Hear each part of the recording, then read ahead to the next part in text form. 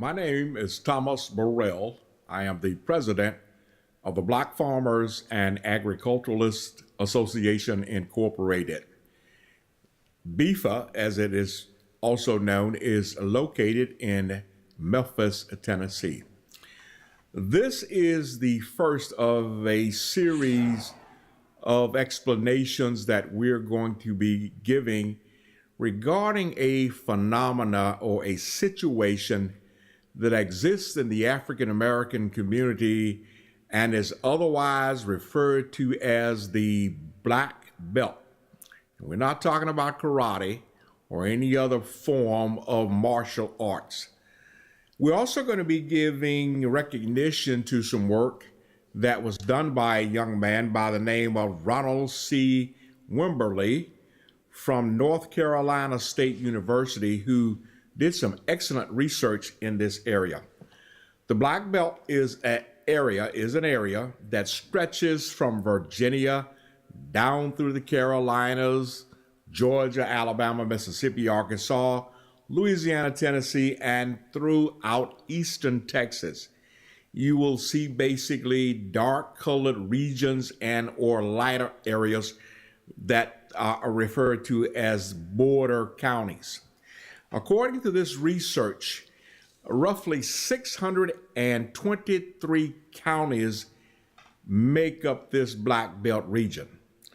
What is so startling about this basic research, this Black Belt phenomena, is that according to Mr. Wimberly and his research, that this is an area where there is persistent poverty, poor unemployment, low income, low education, poor health, high infant mortality, and another disturbing phenomenon known as quote-unquote dependency.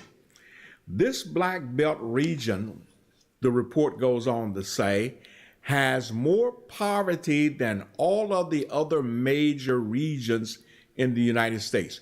More poverty than exists in both the West, the Midwest, and the Northeast. That's disturbing. More than anything, this association, BFAA, is going to hold other, shall we say, segments or parts trying to explain what we believe is responsible for this, what we call a chasm.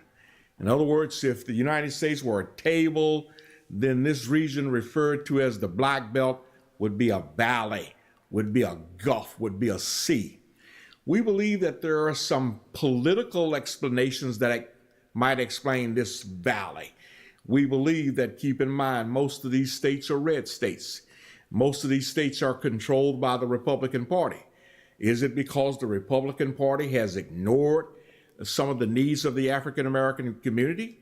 Or could it be that the Democratic Party has ignored this area? Maybe the Democratic Party has not been willing to invest its political capital. So you have Black folks in this area experiencing what we would also refer to as an orphan status.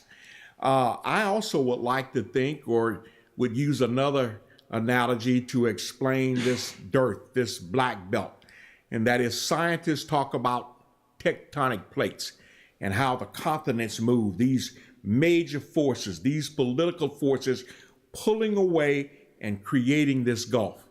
Could it also be the result of the African American community? Remember, 100 or so years ago, we had basically two philosophies in our community.